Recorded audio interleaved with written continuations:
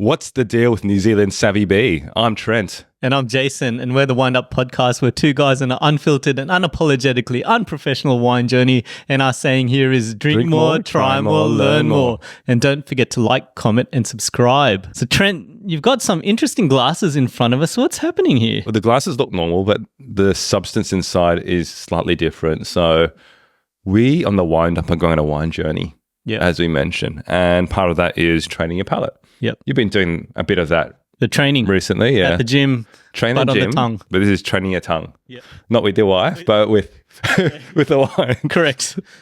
Good clarification. So on Wine Folly website, it talks about training your palate. And one of those things is on tannin, acidity, sweetness, and alcohol. Yep. So what I did today is 5 glasses, one which is without anything, one with a dash of vodka, which is the alcohol, one with a squeeze of lemon, which is the acidity, one with a bit of sugar, which is the sweetness, and then one with tannins from a black tea bag that was soaking in there for a while. Delicious. So we're going to go through this process, and then you have to kind of tell me what you're kind of picking up. Okay. First one, the control. Yeah. So you're not drinking in any of I'm this? not drinking. You're the lucky one. You get a feel for what it tastes like. Yeah? Okay, got it. You got it? Regular red wine. This one, tea bag. Black tea bag, what they say is brings out the tannins as you drink it. The questions I should be asking you is, what distinct taste do you notice? How does the wine feel on your tongue? It feels furry, and I also I wanted to spit it out, to be honest, is what's happening. But can you taste that bitterness, though, from the tannins? It's slight. Maybe it's definitely different to the base. I can taste it. It's making my mouth kind of curl up. So you can or you can't? I can. You can. So say that if you feel like when I kind of spit it back out, you could be also termed a super taster because you're very sensitive to it. But then if you're not that sensitive to it, that means that you might prefer something a bit more bigger and bolder type of wines. So maybe you are a super taster. Well, it isn't what I imagined, to be honest. I thought with the tea bags in there, the tannin and that grip would be really strong, but it's a bit more subtle. But okay, maybe it's a weaker tea bag. I need a big one. That could be impact. Okay, finish with the tannins. Next one, acidity. Squeeze of lemon. Try that. I can smell it. Mm-hmm. Do you remember what that one tastes like as well? This one? Yeah, the control versus the... Okay, so what are you picking up? I'm going to ask you, does the wine taste lighter or bolder? Quick pick, lighter. Yes. And how does this increased acidity make your mouth react? I just got a lot more saliva at the back is really what's happening, the difference between Which is true. Like when you're having like a Riesling, the acidity makes you kind of like salivate, right? Yeah, it's still there. Yeah. And then also is that, so it said that one, the wine won't taste as bold, which you got bang on. Yeah, it said lighter, Lighter. It'll make your mouth water and pucker. And then the third one is around, it's more of the wine's natural bitter notes and astringency will come out. So more tartness. Maybe not the last one so much. I mean, I could tell that it's got that lemon flavor in it, but definitely the middle one that you said there. Yeah, absolutely. Mouth water and pucker. Okay, next one, sweetness. Teaspoon of sugar. Do you want to try the control again? Mm-hmm. Having so much wine. Okay. That's what we do in the Wind Up. Now this one. We'll learn more. All right. So. What does the sugar do to the fruit flavors in the wine? It certainly makes it a bit more fruitier in my mind. Bang on. But sweeter. The fruit flavors. But I also feel like I need a spittoon because I want to spit this really sweet wine out. But yeah. How does the wine feel on the tip of your tongue? Oh, tip of the tongue. And what taste sensations do you feel after you swallowed it? Tip of the tongue, I'm struggling a bit there, to be honest. I'll give you a bit hint. You always kind of mention viscosity, but here it says about the oily texture on the aftertaste. Right. Okay. So maybe it's that kind of syrupy thing from the sweetness that kind of adds a bit more, I don't know, roundness, oiliness, texture. Okay. You get that?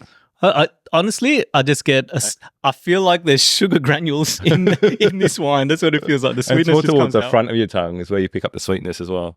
Where do you get that? Okay. Yeah. Okay. Now that you say that, definitely in the front part. Okay. Okay, cool. Last one, alcohol. So wine's got alcohol. We thought we add a bit more alcohol to it. So today, a small shot of vodka. To this. I think you're winding me up here. I think the name of this episode is Get Jason Drunk. So. Okay, so a bit more alcohol. Let's see what we get. See what you get. Does the wine taste lighter or bolder? Bolder. Yeah. And you could hear me cough there. I don't know. There was like this. What does the alcohol do to the spiciness of the wine? Ooh. I coughed almost like I'd inhaled like petrol. Do you know what I mean? So it was Smirnoff. Maybe it is. Yeah, Smirnoff is petrol. So maybe that does. Is it meant to lift the spiciness? I coughed. Is what it does lift the spiciness. So it increases spiciness. It makes the wine feel thicker or bolder on the palate. And also, it creates a long, tingly finish with a hot sensation in the aftertaste, which is alcohol. Yeah. Can definitely feel that in the back of my mouth. It's just feels like it's burning up, and I need to have a shower. I feel like it's really hot. Yes. That's it. So I've now trained you on tannins with a tea bag, acidity with a lemon, sweetness with a sugar, and alcohol with the vodka in the wine. Yeah. Do you feel that your palate's now trained, stretched up, limbered up, ready to go? It is. I also feel like I've got a lot of alcohol in my system right now, trying all of these drinks, and I need some water. But yeah, it does show the distinct difference in what each of those provide. So it's good exercise, I think. It helps you kind of think and break down when you're tasting a wine as well, going, okay, I can taste that viscosity coming through. Yes. I can pick up on the sweetness. Yeah. It's kind of joining the dots, I think, and that kind of repetitive nature, like exercising your palate. So I need to have more tea bags in my wine and keep practicing. Tea bags in the wine on your face. Correct. Correct. Thanks for clarifying that. Your thoughts of the week, My thoughts of the week. I don't know. I'm going to recover from that. All right. So I've been thinking about the interview that we did with the wine animal, Brendan Robnick. Yeah. Did that quite some time ago. And there was a segment that we talked about Dan Murphy's. If you remember, Dan Murphy's is the devil, was the commentary around it. And it just made me think about where are we on our wine journey, and myself in terms of buying wine. And I've started to realize I'm actually not buying as many wines as I used to from Dan Murphy's. Yeah.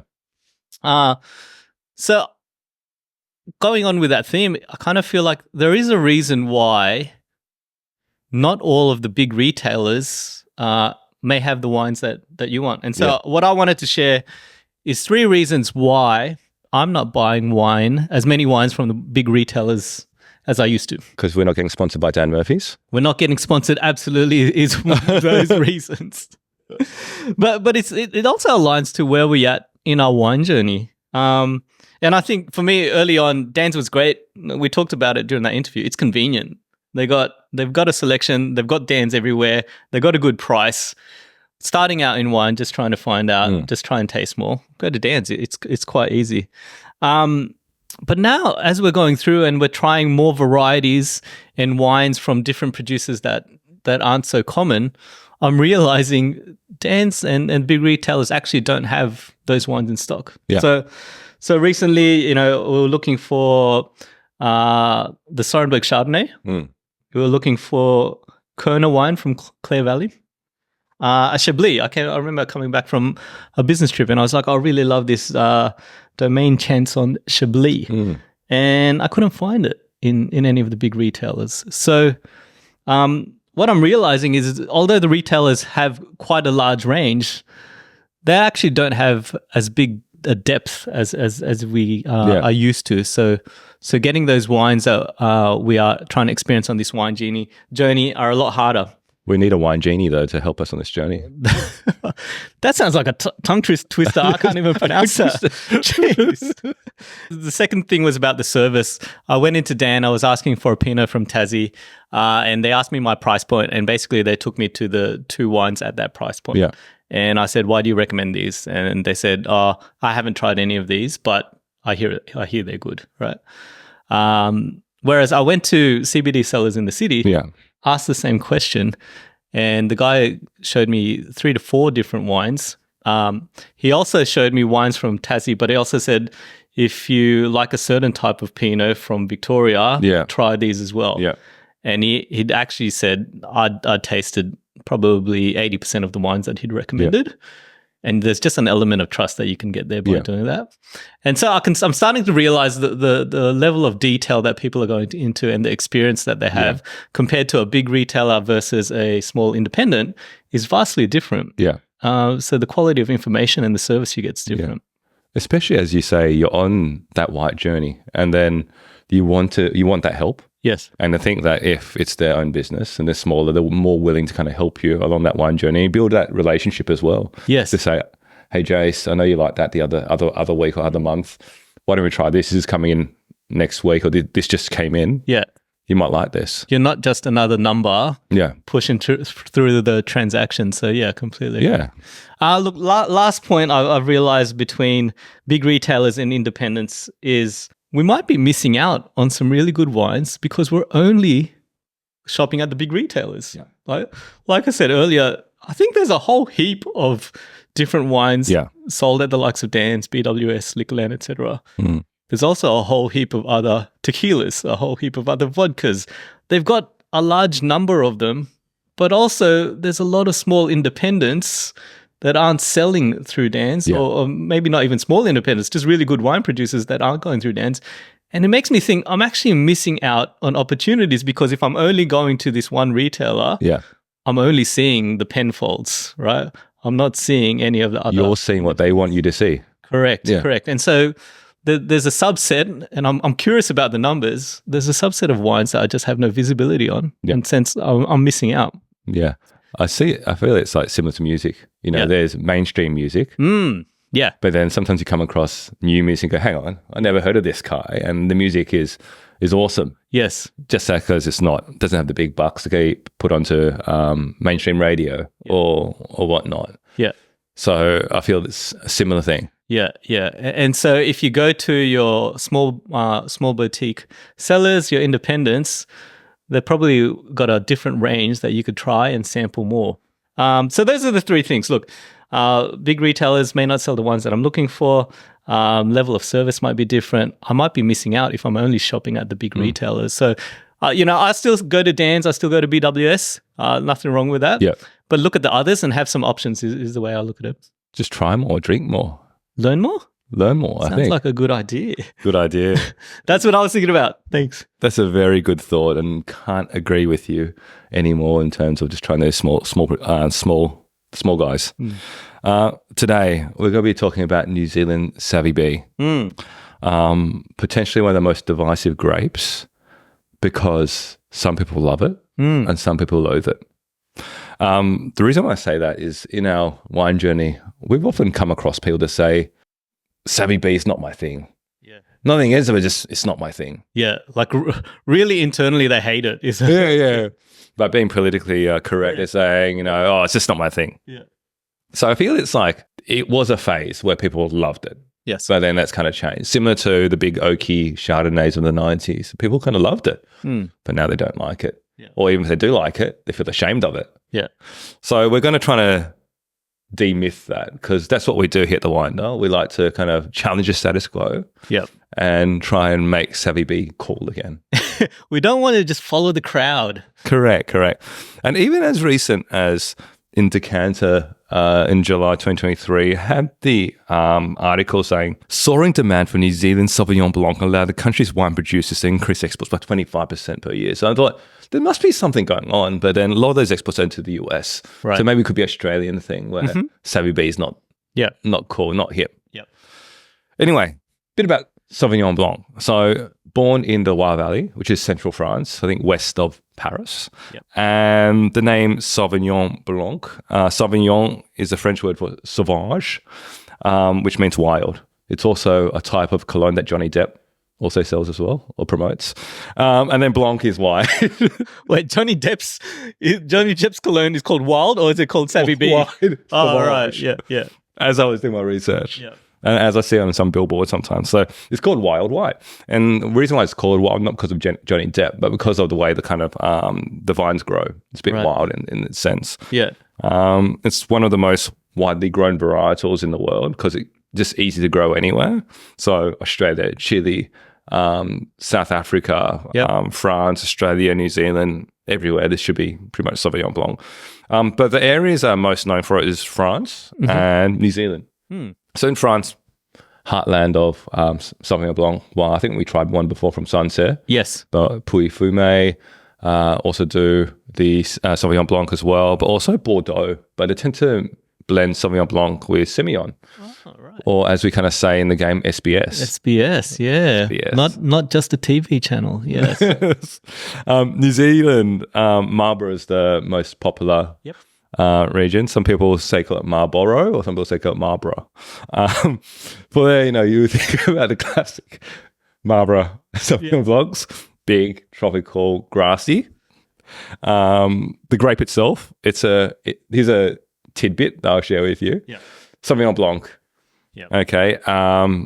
Had a relationship with Cabernet Franc. Oh. What do that we get? rhymes as well. Cab Sav is what you get, right? Cab Sav, yeah. And the interesting tidbit is that, in Sauvignon Blanc has this thing called methoxypyrazines. Right. Which creates a kind of capsicum or green pepper for the Americans, asparagus and grass kind of notes. And when you think about it, that's also what you get in Cab Sav as well. So that kind of Cab green Sav, capsicum. I always get capsicum, yes. Because they share that same lineage genetically. Right. And therefore you get those same type of flavors kind of flowing through from Savvy B into Cab Sav. I never get asparagus in a Cab Sav, but do you? Have you tried? I got it in the Savvy B, but not so much in the in the Cab Sav. But look out for it. Yeah. General taste profile, Savvy B, lime, passion fruit, grass, capsicum. I did want to try and bring some of those flavors here today, kind of test you as well, but I couldn't find gooseberry. Yeah. Gooseberry? Where do you get that? I don't know where I get that. Yes. I did Google it and it's really hard to find. And then guava as well, but I heard that's not worth the money because it don't actually smell and taste of anything. Yeah. Yeah. Anyway, that's what we should be looking for when we try these Savvy Bs. Got it. Specifically about New Zealand Savvy B. So commercially, it first started 1970s. And then 1980s, it really started to grow with some of the names such as Oyster Bay, Cloudy Bay. Everything with a bay. Yes. Yep. Other bays. And they haven't really looked back since then. It has 25,000 hectares under vine for Savvy B. Marlborough dominates that with 22,000. Next is Hawke's Bay, 1,000 hectares, and then 600 hectares for Nelson. It is 72% of New Zealand's wine production, 72%, and 86% of its exports to the world. So it's huge. Yeah. It's pretty much the market for New Zealand. Which makes sense. Like if I think about Savvy B, to be honest, all I think about is New Zealand. Yeah. Marlborough. Savvy B. the cigarettes, right? Correct. The cigarettes, exactly. History and geography. Marlborough, cool maritime. What does that mean? Chilly winter months, or they like to say chilly winter months. 10 to 15 degrees. And then long dry summers, 20 to 26 degrees. It has two main areas within Marlborough. One is the Warrell Valley, and the next is the Awatere Valley. They both share similar soils, but one slightly different to the other. The soils that they share is that kind of deep glacial, free-draining, stony soils. Yeah. So if anyone's been to New Zealand, you can imagine how picturesque it is there. Massive glaciers coming through, cutting through, creating those valleys. Yes. And for this two locations, it creates a real good location for Sauvignon Blanc. For the Warrell Valley specifically, it's flat, fertile, long sunny days, which creates a bit more bigger, tropical, more herbaceous type of Savvy Bs. And then for the Awatere Valley, it's a bit drier, cooler, and windier. And what that means is a bit more, I guess, restrained, more green, more crisp, more saline, more mineral type of Savvy B. So there's the two main areas in the Marlborough area. The Warrell slightly north and bigger, and then Awatere slightly smaller and to the south of it. I thought today we'll try 3 types of Savvy Bees, and I kind of coined them as the classic, the special, and the different. Okay. That's a good way of remembering them. Yeah. Okay. Yeah. So the classic, what's the classic? The classic is Oyster Bay, Yeah. because there's a few names that's synonymous with New Zealand Savvy Bee. Oyster Bay is one of them, Villa Maria, Stoneleigh, but I thought Oyster Bay is the iconic one. Yeah. When you think of New Zealand Savvy, you're going to say something? Oh, absolutely. Oyster Bay is probably, it was the wine that we had when we were probably a bit younger, but 10, 15 years ago. Oyster Bay was the one to always choose, and it was the white wine of choice. Yeah. Savvy Bee was quite popular, but we had a good friend that introduced it to us, and he said, you're never going to go wrong with Oyster Bay. Yeah. And we just had so much of it, yes. And then as you kind of grow, you try this different one called Cloudy Bay. This is a special, and it's not just the Cloudy Bay, it's the Te Koko Cloudy Bay, which is the premium Sauvignon Blanc from Cloudy Bay, again, one of those iconic ones that you think of about when you think about New Zealand Savvy Bee. Yeah. And then the different is the Amisfield Savvy Bee, which is from Central Otago, where you generally think about more around Pinot Noir type of grapes. Yes. So South Island near Queenstown. Yep. So, I drove past a couple of times, but keen to kind of see again the differences between Savvy Bee from the classic Oyster Bay, the special one around the Cloudy Bay Te Koko, and then the different one from a different area within New Zealand with Amisfield. Great range. Shall we try them first? So we start with the classic. The classic. So let me hold it up to the screen here. It's the Oyster Bay Marlborough Savvy Bee from 2023. Yeah. And this was everywhere. And so I remember I was smelling this while you were talking. And because I don't taste fruit very often. Yeah. I realized I got confused because when I smelled this earlier, I was saying fig. Yeah. But it's actually guava. You said guava. I hardly ever have guava, so you probably know more than me. I remember guava because there was something special at school. We'd always have a guava day. I don't know why. And this bloody smell was in my mind, and it reminds me of that. But guava and really long grass, wet grass is what I smell when I get this. Yeah, definitely herby and grassy is what I get. It really jumps out of the glass, which is, I guess, New Zealand Savvy Bee. It really like hits you in the face. What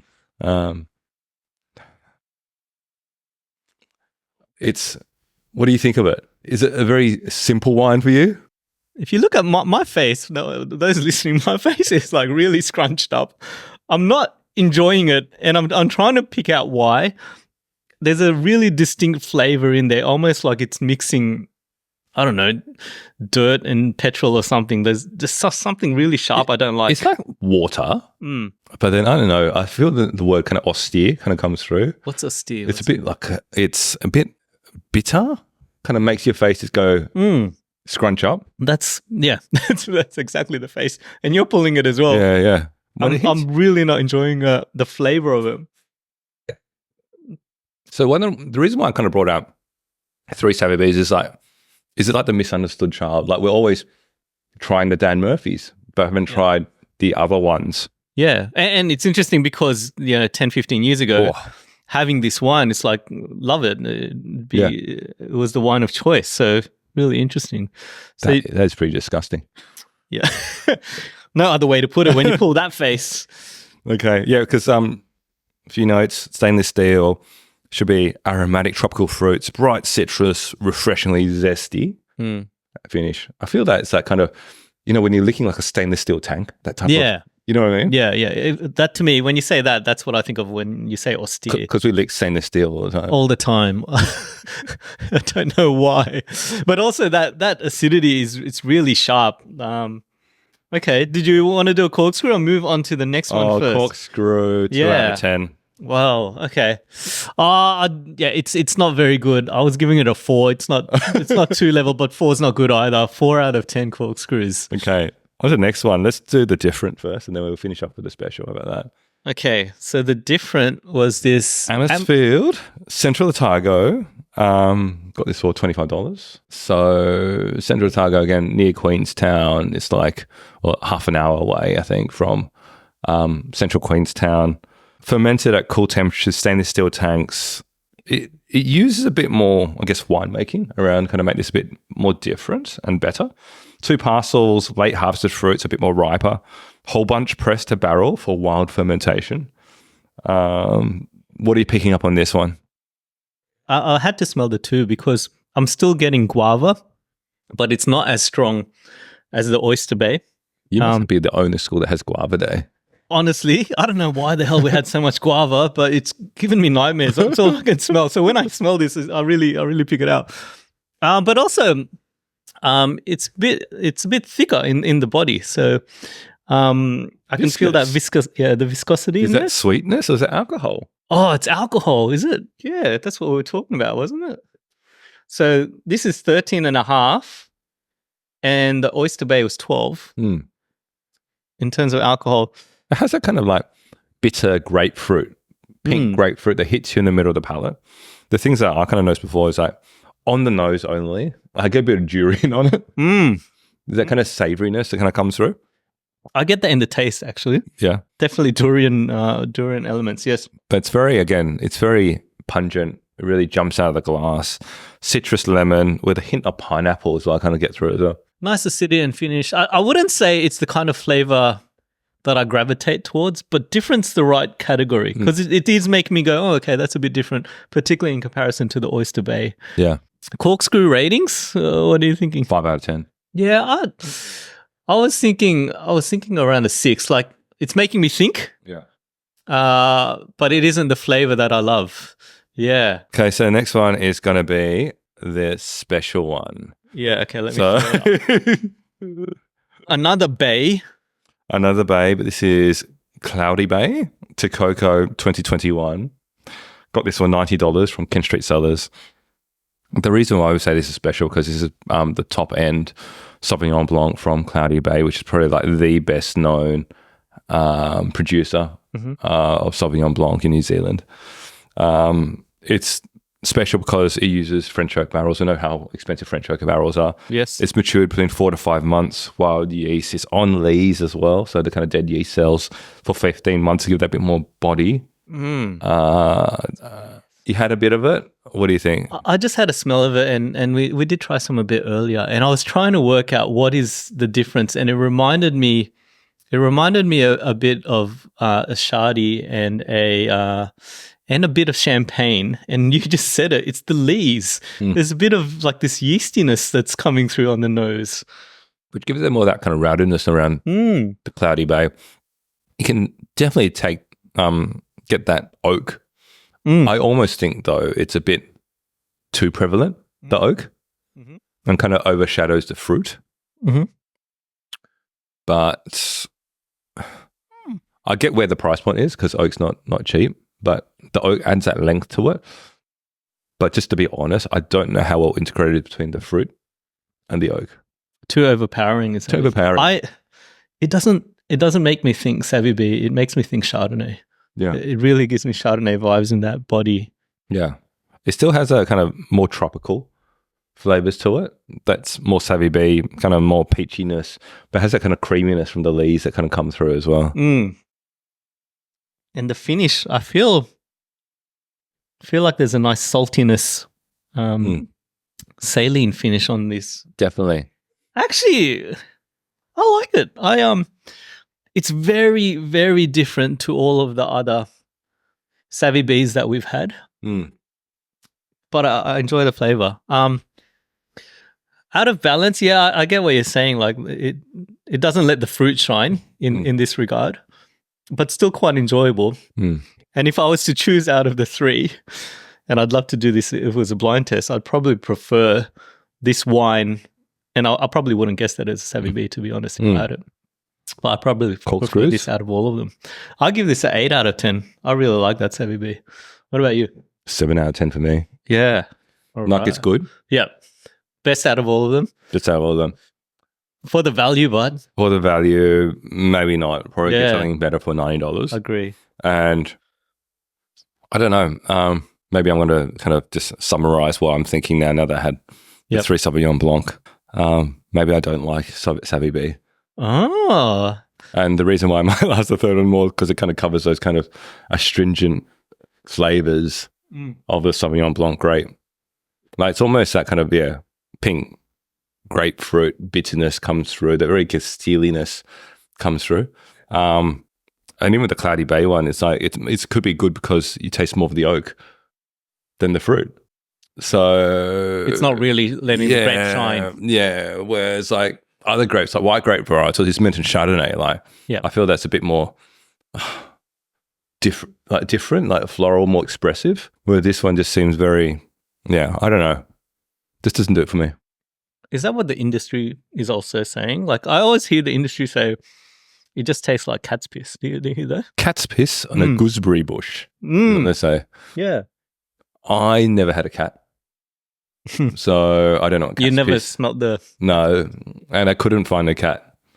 And people thought I was weird when I was chasing a cat down to kind of smell the piss that came out from it. So I didn't get to have that chance, but you could tell me. But yes, that is a common descriptor for Sauvignon Blanc.